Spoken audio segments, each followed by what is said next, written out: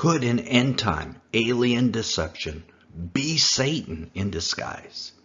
The Bible tells us that God will permit a great deception in the end times, that only those who love the truth will not be misled. Could an end-time alien landing be this deception discussed in 2 Thessalonians? Could this alien deception even be the manifestation of the casting down of Satan portrayed in Revelation 12? That's what we're talking about today, and we're starting right now. UFO sightings in the USA seem to have begun in earnest around the time of the creation of the State of Israel in 1948.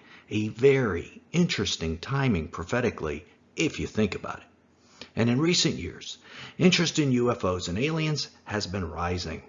This year, the theory has gone from conspiracy theory to mainstream as the U.S. government has already released a report of information about UFO sightings by the military. The final release will take place later this month. The request for this release was part of a COVID-19 relief package. Isn't that strange? I think it's weird. Why, after 70 plus years of UFO sightings, is an official government release of information coming now, in the craziest 2 years in recent history, and why part of a COVID relief bill? Is this part of a setup for a potential coming alien deception? And if so, what should Christians be prepared for?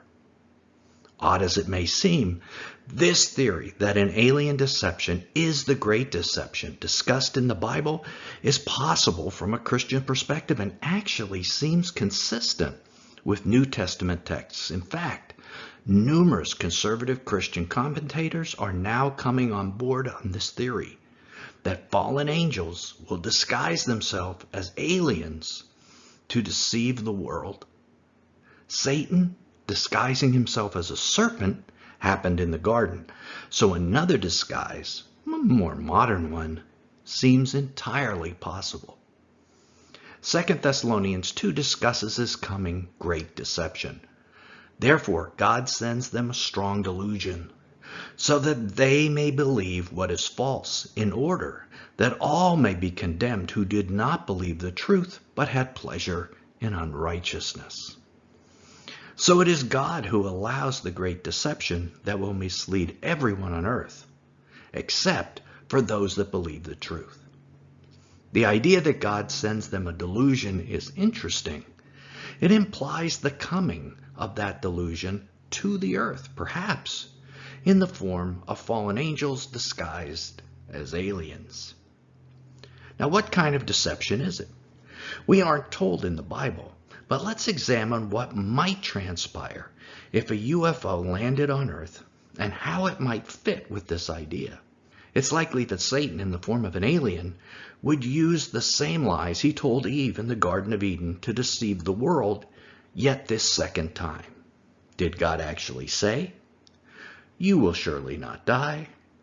For God knows that when you eat of it, your eyes will be opened, and you will be like God. Let's look at all three. First, how would Satan contest God's word? Did God actually say? He would likely dispute our creation account in Genesis by saying aliens created human life. To understand how, we need to examine the Sumerian legends that say that mankind was created by their gods, the Anunnaki, to be worker beings to help the Anunnaki mine minerals on the earth. Satan would likely say these ancient accounts that are very popular right now and well known are true. Let's see what that would mean. These Anunnaki were deities that the Sumerians say came from heaven to dwell on earth with men. Anunnaki means sons of Anu. Back in the Sumerian language, Anu being their supreme being. So Anunnaki were sons of God in the Sumerian language. This is the same term, sons of God, used for fallen angels in the Bible. It's also interesting to note that the Sumerian sons of God often came to them in the form of snakes. And many of these sons of God had children by human women, just like the sons of God in Genesis 6. They also brought superior wisdom and technology to man, just as the sons of God did in the Genesis and Enoch accounts. They appear to be the same fallen angels. Did these ancient sons of God travel in what appeared to be UFOs? Just look at this cylinder seal from 3,000 years ago and notice the three beings in the flying disc. Numbers of later cultures in India, Egypt, and Central America have similar tails and similar flying objects. In their creation story, the Sumerian texts say the Anunnaki manipulated genetic material of ape men living on the earth, the Neanderthals, and mixed this with their own genes. Now, modern-day science has struggled to come up with a plausible theory for the origin of man that isn't creation. So imagine if an alien lands on Earth and says, "I am the one who created you in my image." This would be incredibly persuasive to our science-focused culture, and it would instantly give the world an extraterrestrial explanation for human life on Earth. All religions have origin stories.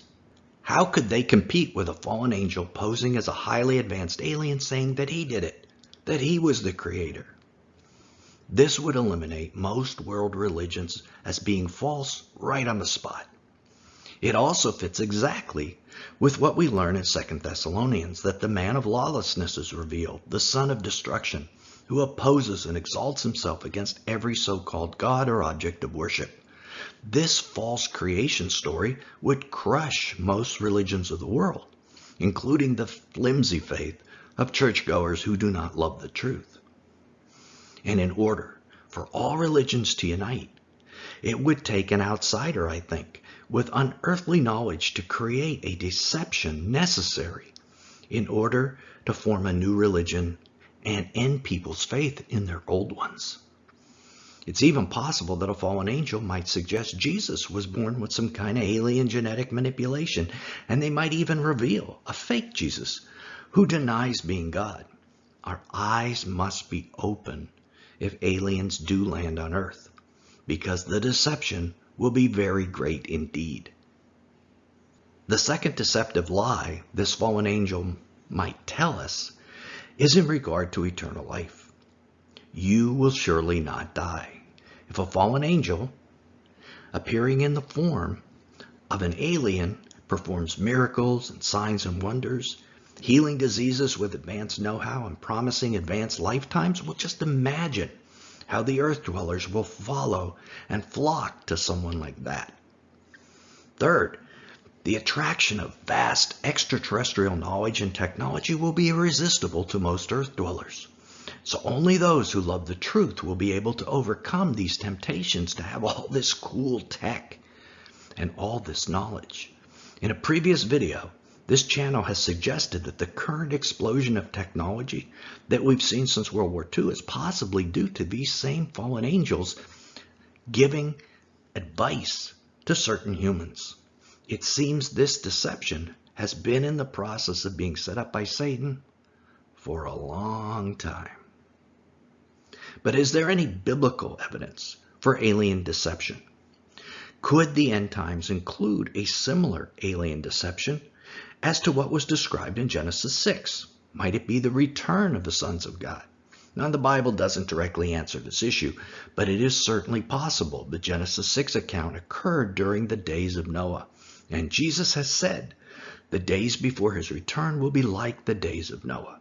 Would this include the return of the sons of God? Well, maybe.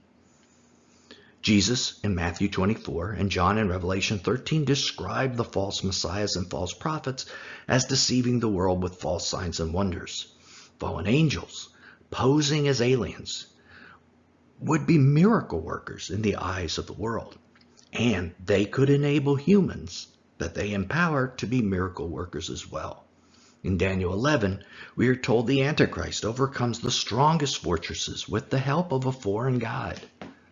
Who is this foreign god if not a fallen angel? And of course, Satan and his angels are cast down to the earth during the end times. They end up on the earth. Now, war arose in heaven. Michael and his angels fighting against the dragon, and the dragon and his angels fought back. But he was defeated, There was no longer any place for them in heaven. And the great dragon was thrown down, the ancient serpent who is called the devil and Satan, the deceiver of the whole world. He was thrown down to the earth, and his angels were thrown down with him. So we are directly told that Satan and his angels will be upon the earth. If they possibly took the form of aliens and UFOs in the past, maybe they will in the future. Maybe that is the way fallen angels appear in the end times, as aliens.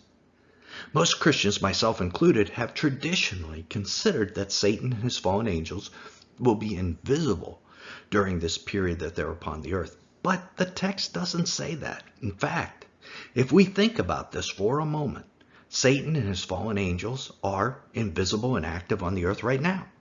Paul tells us in Ephesians that for we wrestle not against flesh and blood, but against the rulers, against the authorities, against the cosmic powers over this present darkness, against the spiritual forces of evil in heavenly places.